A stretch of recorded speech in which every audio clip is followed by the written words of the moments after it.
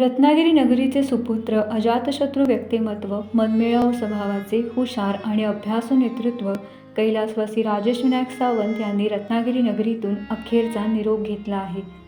आपण एक प्रभावी नेतृत्व आणि चांगला मित्र गमावल्याची भावना रत्नागिरीत दिसून आली. काल सायंकाळनंतर कोल्हापूर येथून रत्नागिरीकडे येत असताना हृदयविकाराच्या झटक्याने साखरपा पालीदरम्यान त्यांचे दुःखद निधन झाले. ही वार्ता रत्नागिरीसह जिल्ह्यात पसरताच त्यांच्या असंख्य मित्र परिवाराला मोठा धक्का बसला. कैलासवासी राजेश सावंत यांची अचानक एक्झिट झाली यावर कुणाचाच विश्वास बसत नव्हता.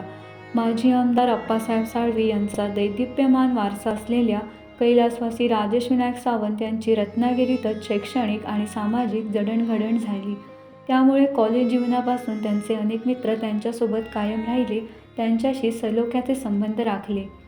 सुरुवातीला राष्ट्रवादी काँग्रेस पक्षाचे ते तालुकाध्यक्ष होते, तसेच रत्नागिरी नगर परिषदेत उपनगराध्यक्ष होते.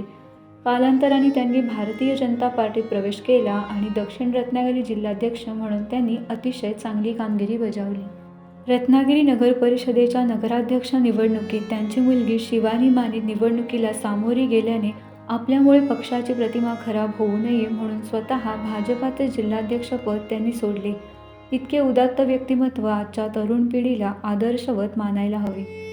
आज रत्नागिरीच्या मिरकरवाडा पांढरा समुद्र येथील भागोजी शेठ कीर स्मशानभूमीत अत्यंत शोकाकुल वातावरणात जनसागराने त्यांच्या पार्थिव देहाला अखेरचा भावपूर्ण निरोप दिला.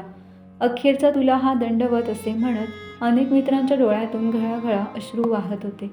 असे हे रत्नागिरीचे सुपुत्र रत्न कैलासवासी राजेश विनायक सावंत यांच्या निधनाने रत्नागिरीतील सावंत माने साळवी परिवारासह रत्नागिरी शोकसागरात बुडाली आहे.